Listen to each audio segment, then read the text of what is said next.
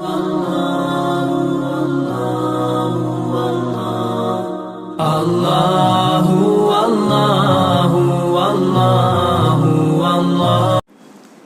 अलैकुम वरहमतुल्लाहि वबरकातुह।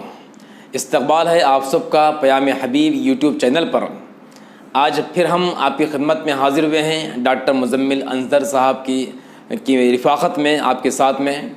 आपने इससे पहले अल्हम्दुलिल्लाह डॉक्टर साहब का तारुफ़ सुना था और इंटरव्यू सुनकर आपने बहुत सारी जो है मालूमात से इस्तिफ़ादा किया था।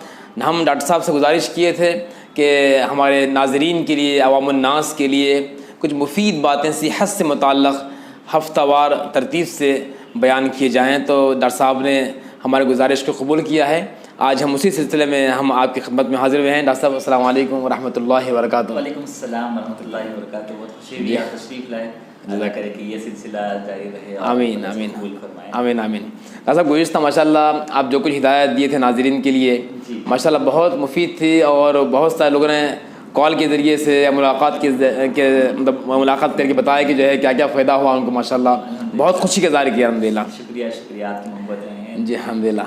तो आज फिर हम आपकी खिदमत में हाज़िर हुए हैं इंशाल्लाह। आज हम कैल्शियम क्या होता है इस उन्वान से हम जो है सुनना चाह रहे हैं कि अक्सर डॉक्टर्स कहते हैं कि कैल्शियम की कमी से ये हुआ है, कैल्शियम की कमी से ये हुआ। तो कैल्शियम क्या होता है आप बताएं ताकि हमारे नाजरीन उससे इस्तेमाल कर सकें। कैल्शियम क्या होता है और उसकी मुताल्लिक़ जो भी चीज़ें हैं आप मुलाज़ा फरमाएं इंशाल्लाह। क्योंकि देखिए इंशाल्लाह ये जब सिलसिला चलेगा तो कैल्शियम की अहमियत बहुत ज़्यादा, ख़ुसूसन हमारी फील्ड में जो ऑर्थो, न्यूरो और पेन से रिलेटेड जो भी डिजीज़ होते हैं तो सबसे ज़्यादा अहमियत की चीज़ जो होती है वो कैल्शियम होती है। जी अच्छा। तो हम चाह रहे थे कि इसी से अपनी चीज़ का आगाज़ हो। जैसे मिसाल के तौर पर अगर कोई बिरयानी बनाना हो तो सबसे पहले गोश्त की ज़रूरत पड़ती है। तो वैसे ही हर टॉपिक में हम जब बात करते हैं इस चीज़ से रिलेटेड तो सबसे ज़्यादा अहमियत हम उसको कैल्शियम के ऊपर देते हैं, क्योंकि अक्सर जो बीमारियां आती हैं वो कैल्शियम की डिफिशिएंसी से आती हैं। तो कैल्शियम क्या है वो जानना सबसे पहले ज़रूरी है। इंसान के जिस्म में काफ़ी सारे अंसर होते हैं, काफ़ी सारे एलिमेंट्स होते हैं। जैसे हम लोग मिसाल के तौर पे ऑक्सीजन हो गया, सल्फ़र हो गया, नाइट्रोजन हो गया। तो ये सारी चीज़ों के साथ साथ पाँचवीं सबसे ज़्यादा पाए जाने वाली चीज़ आंसर जो है वो है कैल्शियम। ऑक्सीजन की अहमियत तो हर कोई जानते हैं कि अगर ऑक्सीजन नहीं रहेंगे तो मर जाएंगे, ये हर कोई जानते हैं। लेकिन कैल्शियम के बारे में सुनते बहुत हैं, इसको जानते बहुत कम हैं हम लोग। तो ये जो आंसर होता है ये एक मेटल होता है। जैसे लोहा एक मेटल है, पत्थर एक मेटल है, ये भी एक किस्म का मेटल होता है। तो ये जो मेटल होता है वो इंसानी ज़िंदगी में उसकी मजबूती में बहुत ज़्यादा अहमियत का हामिल होता है। तो कैल्शियम एक मेटल का नाम है। जी अगर हम लोग देखेंगे तो अपने जिस्म के अंदर सबसे ज़्यादा जो मज़बूत चीज़ें होती हैं, मिसाल के तौर पे हड्डी है, दांत हैं, जो मज़बूत चीज़ें होती हैं, नाखून हैं, ये चीज़ों के अंदर अक्सर जो होता है यानी कि 90% से ज़्यादा, 95% भी बात बोलते हैं, अभी कन्फ्यूजन भी काफ़ी इसमें कि 95% से ज़्यादा जो मकदार होती है बोन के अंदर वो कैल्शियम ही होती है। अच्छा डॉक्टर साहब बहुत अच्छी बात है बताया आप। ये कैल्शियम की जिस्मानी जो जिस्म के अंदर क्या अहमियत है, इंसानी जिस्म के अंदर कैल्शियम की क्या अहमियत है? जी बिल्कुल बिल्कुल जी। जब एक चीज़ की अहमियत का अंदाज़ा हम करते हैं तभी उस चीज़ का इस्तेमाल और उस चीज़ के फ़ायदे और उस चीज़ की जो चीज़ें हैं वो हम उसकी तरफ राग़िब होते हैं। तो कैल्शियम की जो अहमियत है, अभी जैसे मैंने बताया कि एक मेटल है, कैल्शियम एक मेटल है।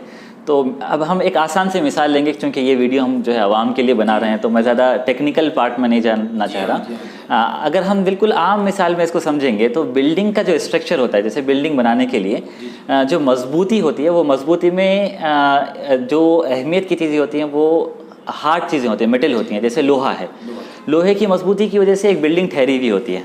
तो वैसे ही इंसान की जिस्म में जो अलग अलग मेटल्स है उसमें सबसे ख़ास अहमियत वाला जो मेटल है वो कैल्शियम है। तो इंसान की मजबूती की बात जहाँ पर भी आती है, चाहे वो मसल्स की मजबूती हो, चाहे वो हड्डियों की मजबूती हो, दांतों की मजबूती हो, नाखून की मजबूती हो, बालों की मजबूती हो या रगों की मजबूती हो, ये जब मजबूती की बात आती है तो वहाँ पे सबसे ज़्यादा अहमियत कैल्शियम की होती है। जैसे हम आम तौर पे कहते हैं कि कमज़ोरी हो गई है, इसको डिफ़ाइन नहीं करते हैं कि कमज़ोरी किस चीज़ की वजह से हुई है। तो वो जो एक्चुअल जो कमज़ोरी आती है वो अक्सर, मैं हर चीज़ में नहीं बोलूँगा मगर अक्सर जो आती है वो कैल्शियम की वजह से आती है। तो कैल्शियम का जो पार्ट होता है वो सबसे इम्पॉर्टेंट आपके मसल्स को इम्प्रूव करने के लिए, दिमाग से जो हम अपने सिग्नल्स भेजते हैं हाथ और पैर को, जो एक सिग्नल पास होते हैं ये भी कैल्शियम के ज़रिए होते हैं। जो बच्चे की ग्रोथ होती है, जो ये बच्चा बड़ा होता है, अपनी ग्रोथ होती है, वो भी कैल्शियम के ऊपर डिपेंड करती है। स्किन कैल्शियम के ऊपर डिपेंड करती है। तो इसकी सबसे ज़्यादा अहमियत जो है वो मजबूती की है। अगर हम बेसिकली बोलेंगे तो वो मजबूती के लिए बहुत अहमियत का हामिल है। जी जी। डॉक्टर साहब, कैल्शियम के साथ में अक्सर जो है डॉक्टर्स विटामिन डी का तज़किरा करते रहते हैं जी। तो कैल्शियम और विटामिन डी इन दोनों में कोई ताल्लुक है? हाँ बिल्कुल। देखिए ये कैल्शियम और विटामिन डी दोनों समझिए कि एक ही गाड़ी के दो पहिए हैं। अच्छा। अगर एक पहिया नहीं हो तो गाड़ी नहीं चल सकती है। तो वैसे ही विटामिन डी और कैल्शियम दोनों बराबर के होने चाहिए। बहुत सारे मर्तबा होता है कि हम कैल्शियम वाली चीज़ें इस्तेमाल करते हैं, कैल्शियम के सप्लीमेंट्स लेते हैं, लेकिन विटामिन डी की डिफिशियंसी की वजह से उसके फ़ायदे हम हासिल नहीं कर पाते हैं। क्योंकि कैल्शियम के बनाने के लिए, जैसे कैल्शियम अंदर जाता है तो उसको बनाने के लिए विटामिन डी की ज़रूरत होती है। अगर विटामिन डी अपने जिस्म में नहीं हो तब वो कैल्शियम बना नहीं पाता। जी। तो दोनों का बहुत ख़ास ताल्लुक़ होता है। जी। डॉक्टर साहब, ये कैल्शियम और विटामिन डी की कमी की अलामत क्या है? मालूम कैसा हो जिस्म के अंदर कि इन चीज़ों की कमी है? जी बिल्कुल। देखिए सिम्टम्स जो है वो बहुत सारे इसके होते हैं और ज़रूरी नहीं है कि सारे सिम्टम्स हमारे अंदर हों, और कभी कभी बहुत सारे पेशेंट्स में इसके सिम्टम्स दिख कर के नहीं आते हैं। तो अक्सर जो सिम्टम्स आते हैं वो बॉडी पेन, जैसे बॉडी आपकी महसूस होने लगती है कि वो कमज़ोर हो गई है, लेथार्जिक फील करना शुरू कर दें, जिसको हम लोग टेक्निकल टर्म में फैटिग बोलते हैं। तो एक किस्म की कमज़ोरी महसूस करना शुरू कर देता है आदमी के मेरी बॉडी के अंदर मजबूती नहीं है। तो इस किस्म की फीलिंग वो स्टार्ट हो जाती हैं। उसके अलावा बोन के अंदर, हड्डियों के अंदर तकलीफ़ होने लगती है। अक्सर जॉइंट में जो तकलीफ़ होती है वो आर्थराइटिस वगैरह के दूसरे डिजीज़ की वजह से भी हो सकती हैं, लेकिन बाज़ लोग बताते हैं कि सिर्फ हड्डी के अंदर दर्द होता है, यहाँ पे जॉइंट में नहीं बताते हैं, यहाँ पे ये हड्डी के अंदर अपने तकलीफ़ बताते हैं। तो वो अक्सर विटामिन डी या कैल्शियम की कमज़ोरी की वजह से होता है। और उसके अलावा भी मसल्स के अंदर जो पट्टे होते हैं वो पेन करना शुरू कर देते हैं। मसल्स के अंदर एक किस्म का दर्द शुरू हो जाता है और रगों के अंदर भी पेन आने लगता है। और उसके साथ साथ एक ख़ास चीज़ देखने में आती है कि जिसके अंदर कैल्शियम और विटामिन डी की कमज़ोरी आती है, वो एक किस्म की अकड़ाहट महसूस करते हैं। यानी कि अक्सर आप ख़वातीन के मुँह से सुनते हैं कि सुबह के टाइम वो जो उठते हैं तो उनके हाथ ऐसे अकड़ जाते हैं या ऐसे मुड़ जाते हैं। तो अक्सर वो बताते हैं कि हमारे हाथ मुड़ जा रहे हैं, अकड़ जा रहे हैं। तो ये सारे विटामिन डी और कैल्शियम की डिफिशिएंसी में अक्सर होता है। दूसरी चीज़ों की वजह से भी हो सकता है, मगर अक्सर इसका ताल्लुक़ जो है वो विटामिन डी और कैल्शियम की डिफिशिएंसी से होता है। और एक ख़ास चीज़ बहुत ही कॉमन है जिसको हम लोग अक्सर डायग्नोज नहीं कर पाते हैं, और अक्सर डॉक्टर के पास या बड़े लोगों के पास जाएंगे तो वो सिर्फ कमज़ोरी बोलते हैं, और वो है डिप्रेशन। जैसे ही विटामिन डी और कैल्शियम कम होता है आदमी डिप्रेस होना शुरू हो जाता है। उसकी देखिए जैसे जिस्मानी एक ताकत होती है वैसे दिमाग की भी एक ताकत होती है। बर्दाश्त की जो ताकत होती है वो दिमाग की भी एक ताकत होती है। तो दिमाग की जो बर्दाश्त की ताकत होती है वो घटना शुरू हो जाती है। सिर्फ जिस्मानी नहीं, दिमाग की भी ताकत घटना शुरू हो जाती है। तो वहाँ से वो कमज़ोरी महसूस करना शुरू करते हैं। और बाज़ मरतबा नाखून जो है वो कटना शुरू हो जाते हैं, वो गिरना शुरू हो जाते हैं, या टूटना, छोटे से टुकड़े बन करके निकलना शुरू हो जाते हैं, या ड्राई होने लगते हैं, सूख करके जैसे गिर जाते हैं वैसे सूख करके गिरना शुरू हो जाते हैं, या तड़क जैसे आती है ना, नाखून के अंदर तड़क आना शुरू हो जाती है। तो इस किस्म के सिम्टम्स हम उसमें फील करते हैं। और हैलुसिनेशन जो बोलते हैं, एक कि ख्याली चीज़ों में कि कुछ दिख रहा है, इस किस्म के हम लोग अलामतें भी बताते हैं कि मुझे वो चीज़ याद आ रही है, जैसे गांधी जी दिख रहे हैं। तो इस तरीके की चीज़ें आप सुने होंगे कि जो बिल्कुल तसव्वुर नहीं कर सकते मगर वो चीज़ उनके सामने नज़र आती है। वो इसलिए आती है कि वो हैलुसिनेशन में चले जाते हैं। जी। तो इस तरीके की चीज़ें थी विटामिन डी और कैल्शियम की डिफिशिएंसी में अक्सर होते हैं। डॉक्टर साहब, ये जो बताया आप, इसमें अक्सर लोग मुब्तला है इसके अंदर कैल्शियम की कमी और विटामिन डी तफसीलात से जब हम वाकिफ़ है तो अंदाज़ा हो रहा है कि कई सारे लोग जो है इस तरह की बातें बोलते हैं। जी। अब जो है इन कैल्शियम की कमी का ग़िज़ा के ज़रिए से कैसा जो है उसका इलाज हो सकता है? इलाज तो खैर डॉक्टर हज़रात आप हज़रात करेंगे। जी। जो है एहतियात के तौर पर कौन सी ग़िज़ाएं इस्तेमाल करने से कैल्शियम की कमी दूर हो सकती है और कैल्शियम जो है मजबूत हो सकता है अपना? बिल्कुल, ऐसे बहुत सारे ग़िज़ाएँ हैं जिसके इस्तेमाल से कैल्शियम और विटामिन डी की कमी दूर हो सकती है। सबसे पहले हम लोग स्टार्ट करते हैं ग़िज़ा से भी ज़्यादा, क्योंकि ग़िज़ा पे जाने से पहले एक और बहुत इंपॉर्टेंट चीज़ जो मैं भूल गया था कि वो है विटामिन डी और कैल्शियम के लिए धूप का इस्तेमाल। अभी सबसे बड़ा रीज़न कैल्शियम और विटामिन डी की कमी का धूप है, क्योंकि हम लोग आईटी सेक्टर में या दूसरे सेक्टर्स में जो प्रोफेशनल्स होते हैं, टीचर्स होते हैं, ये लोग अपने कैबिन के अंदर रहते हैं, अपने बिल्डिंग के अंदर रहते हैं, तो धूप नहीं मिल पाती है। तो धूप की डिफिशिएंसी, धूप के नहीं मिलने की वजह से ही सबसे ज़्यादा केसेस जो आते हैं कैल्शियम और विटामिन डी के, वो धूप के नहीं मिलने की वजह से। तो अभी सबसे ज़्यादा ज़रूरी है कि ग़िज़ा से ज़्यादा हम तवज्जो दें धूप के ऊपर, ताकि उसमें विटामिन डी मिले और फिर उसकी विटामिन डी की वजह से कैल्शियम मिलना शुरू हो। लेकिन धूप लेते वक्त हम एक बहुत बड़ी गलती करते हैं, वो ये करते हैं कि जब हम धूप लेते हैं तो हमारे कपड़ों का जो कलर हो वो बिल्कुल लाइट वाइट या क्रीम इस तरीके के कलर होना चाहिए। अगर हम लोग ब्लैक, ब्लू, रेड, जितने भी डार्क कलर्स होते हैं, जब वो पहन करके धूप लेते हैं तो उसका असर हमारी बॉडी पे नहीं पड़ता।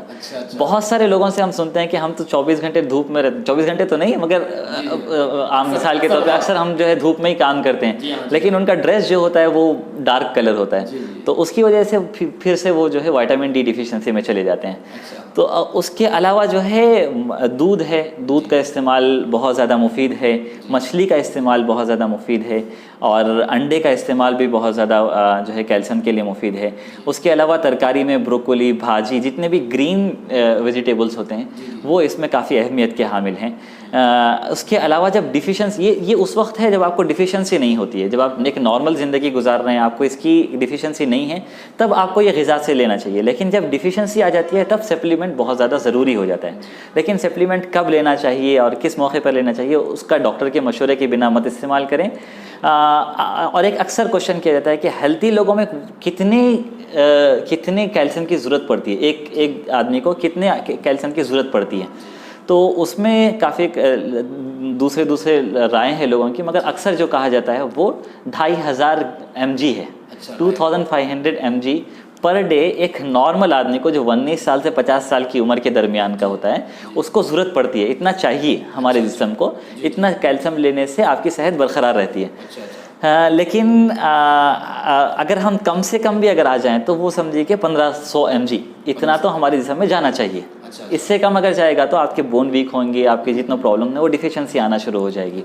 तो इतना कैसे ले सकते हैं आप अगर गौर करें, मैं मिसाल एक दो बिल्कुल नॉर्मल मिसालें दूंगा क्योंकि वक्त बहुत कम है। कि दूध अगर आप एक गिलास लेते हैं तो सिर्फ उसमें 125 mg कैल्शियम होता है, सिर्फ 125 mg कैल्शियम होता है। हालांकि दूध वो चीज़ों में से है जिसमें हाईएस्ट कैल्शियम माना जाता है, मगर फिर भी उसमें एक गिलास अगर 100 ml अगर आप लेते हैं तो 100 ml के अंदर समझिए कि आप 125 mg ही मिल रहा है। तो आप यहाँ से आप कैलकुलेट करिए कितने लीटर आदमी को पीना चाहिए तब आदमी की सेहत वो होती है। तो जैसे अंडा हो गया, अंडे में सिर्फ 25 ग्राम होता है, 25 mg, sorry not gram, 25 mg milligram होता है, मिलीग्राम होता है, जबकि हमको चाहिए 1500 मिलीग्राम। तो इस तरीके के जो मेंटेन है उतना हम ग़िज़ा लेना चाहिए रोज़ाना अपनी डाइट में, जहाँ पर हमको कम से कम 1500 mg कैल्शियम नॉर्मल आदमी को मिले, 1500 mg मिलना चाहिए। हालांकि ये सुनने में बहुत वो लगता है, मगर हमको इतने कैल्शियम की ज़रूरत है, बॉडी चाहती है इतना कैल्शियम। अगर इतना कैल्शियम नहीं मिलता है तो हमारे हड्डियों से कैल्शियम निकलने लगता है, हमारे दांतों से कैल्शियम निकलने लगता है, जो जमा होता है, असल जो स्टोर होता है वो हड्डी और दांत में स्टोर होता है, तो वहाँ से ये कैल्शियम हमारे जिस्म को प्रोवाइड करना शुरू करता है। तो इसीलिए इतना अगर कैल्शियम नहीं जा रहा है तो फिर हमको कितने कैल्शियम की और ज़रूरत है डॉक्टर से मशवरा करें और उसके हिसाब से कैल्शियम के सप्लीमेंट का इस्तेमाल करें। बहुत बहुत शुक्रिया डॉक्टर साहब, हमको कैल्शियम और विटामिन डी के ताल्लुक़ से बहुत तफसीली बातें अर्ज़ किए हैं, बता दिए हैं। नाज़रीन, आपसे गुजारिश है कि इन बातों को आप सुने और अमल में लाएँ। कैल्शियम की कमी से कितना नुकसान होता है, कितने लोग परेशान हैं, आजकल डॉक्टर्स के पास जाते हैं और जाकर जो है कंटिन्यू गोलियां इस्तेमाल करते हैं। क्या अच्छा होगा कि ग़िज़ाओं के ज़रिए से जो अल्लाह ताला ने जो ग़िज़ाएँ हमको दिया है, ज़मीन पर जो ग़िज़ाएँ जो पिकती हैं, तो उन ग़िज़ाओं के ज़रिए से अगर हम जो है अपने कैल्शियम का कंट्रोल करेंगे तो कितना अच्छा होगा। हम शुक्रिया अदा करते हैं डॉक्टर साहब का, माशाल्लाह बहुत मसरूफ़ रहने के बावजूद भी वक्त दिए, बहुत बहुत शुक्रिया आपका। इंशाल्लाह फिर मिलते हैं, इंतज़ार कीजिए। जज़ाकल्लाहु खैरा। अस्सलामु अलैकुम व रहमतुल्लाहि व बरकातुहू।